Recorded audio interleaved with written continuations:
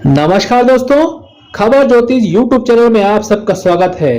मैं हूं आचार्य शिव मल्होत्रा और आज हम बात करने वाले हैं दक्षिणा कितनी देना चाहिए और दक्षिणा में 1 रुपए देने की वजह क्या है। वैसे दक्षिणा जजमान को अपने सामर्थ्य के हिसाब से देना चाहिए। अगर बहुत धनवान है, बहुत सामर्थ्यवान है, तो उसको अपनी सामर्थ्य के हिसाब से दक्षिणा देना चाहिए। अपने सामर्थ्य के हिसाब से, यानी जो दक्षिणा उसकी बनती है आचार्य की या पुरोहित की, उसकी जो दक्षिणा बनती है उससे उसको ज्यादा ही दक्षिणा देना चाहिए, जिससे आपका कार्य सिद्ध हो सके। जो पुरोहित है, जो आचार्य है, उसके आशीर्वाद आपको प्राप्त हो सके। लेकिन अगर आपका सामर्थ्य उतना नहीं है, आप मध्यम वर्गीय हैं या कमजोर हैं, तो आपको उस ब्राह्मण से, उस पुरोहित से, उस आचार्य से कर्म कांड से पूर्व दक्षिणा की बात कर लेनी चाहिए। ऐसे में उस ब्राह्मण द्वारा कम दक्षिणा देने पर भी आपको उस पूजा का, उस कर्म कांड का फल मिल पाएगा, क्योंकि आपने दक्षिणा पहले ही बता दी थी कि मैं इतने दे सकूंगा, इतना मेरे में सामर्थ्य है। तो उस पूजा का, उस कर्म कांड का आपको पूर्ण फल मिलेगा। लेकिन ऐसी गलती भूल कर भी ना करें। अगर किसी पुरोहित से, किसी आचार्य से, किसी कर्मकांड द्वारा आपकी दक्षिणा तय हो जाती है, कितनी दक्षिणा देनी है ये तय हो गया है, उसके बाद कर्मकांड के बाद, पूजा के बाद आपको उसकी दक्षिणा कम करके देना, ऐसा कदापि नहीं करना चाहिए। हमने हमारे अनुभव में पाया है कि जो लोग दक्षिणा तय होने के बाद, कर्म कांड के बाद दक्षिणा कम दे देते हैं, ऐसे लोग की पूजा सार्थक नहीं होती।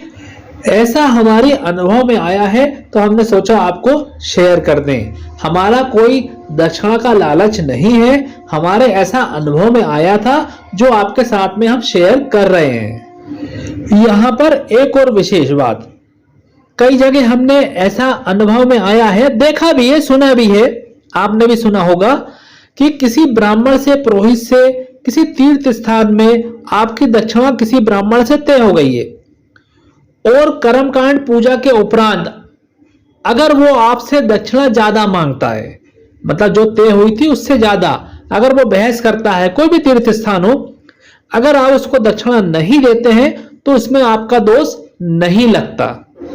इसलिए ऐसी सिचुएशन में आपको चिंता करने की आवश्यकता नहीं है, आपको पूजा का फल मिलेगा।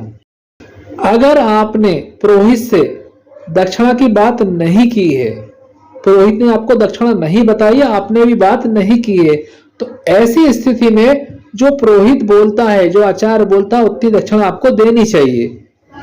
यहां पर एक और बात, अगर जजमान ने दक्षिणा पूछी है तो पुरोहित को बताना चाहिए। अगर पुरोहित ने नहीं बताई तो पूजा के बाद जितनी भी दक्षिणा जजमान देना चाहे वो दे सकता है, पुरोहित को वहां आपत्ति नहीं होना चाहिए, क्योंकि उसने दक्षिणा नहीं बोली है। ऐसी स्थिति में भी अगर पुरोहित ज्यादा मांगता है तो चिंता की बात नहीं है, जजमान को पूजा का फल मिलेगा, क्योंकि उसने दक्षिणा पहले पूछ ली थी, इसलिए उसको पूजा का फल मिलेगा।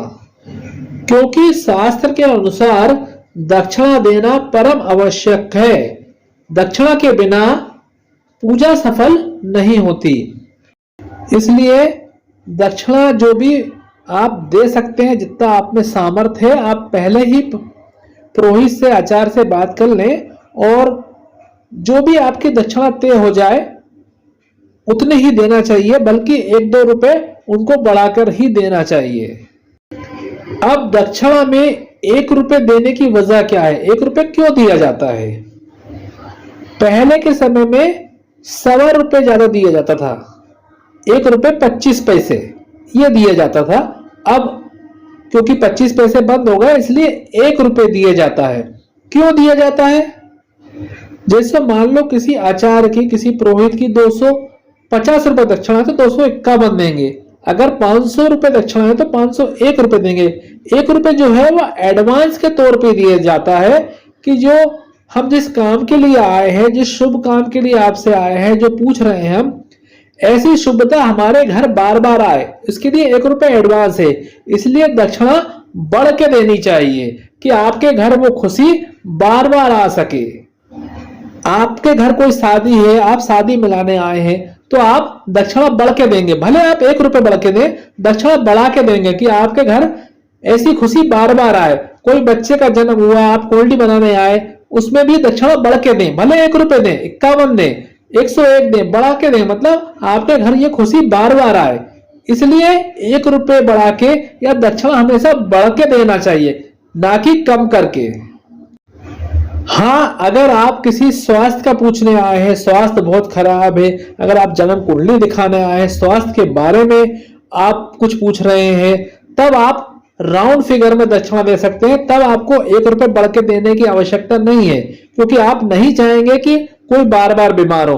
तब आपको फिक्स पैसे देना है, 250 मतलब 250, 500 मतलब 500, तब आपको 1 रुपए नहीं देना है। लेकिन अगर कोई खुशी का माहौल है तो आपको दक्षिणा बढ़ के देना है, बढ़ा के देना है। जैसे कि आप लोग जानते हैं, हमारा जितने भी वीडियो बने हैं हमारे अनुभव के आधार पर ज्यादा हम बनाते हैं। किताबों का ज्ञान हम थोड़ा कम रखते हैं। हमारे अनुभव में जो आता है, हमें जो महसूस होता है, वही हम वीडियो बनाते हैं, आप तक पहुंचाते हैं। ये हमें महसूस हुआ था, कुछ जगह ऐसा आया है हमारे अनुभव में कि दक्षिणा कम देने में वो काम सफल नहीं हुआ, इसलिए हमने आपके साथ शेयर किया है। यहाँ पर एक विशेष बात, अगर आप चाहते हैं कि हमारा जो भी अनुभव है आप तक पहुंच सके, हमारे जो भी वीडियो है आप तक पहुंच सके, तो हमारे चैनल को लाइक एवं सब्सक्राइब अवश्य कर लें। आपका पैसा नहीं लगेगा, हमारा उत्साह बढ़ेगा और आपको हमारे आने वाले वीडियो की, हमारे आने वाले अनुभव की जानकारी सबसे पहले मिल सकेगी। तो इसलिए हमारे चैनल को लाइक एवं सब्सक्राइब करना नहीं भूलें। आज के प्रोग्राम में इतना ही। अगले प्रोग्राम में कुछ नई जानकारी लेकर आपके समक्ष फिर प्रस्तुत होंगे। तब तक के लिए आज्ञा दीजिए। नमः शिवाय।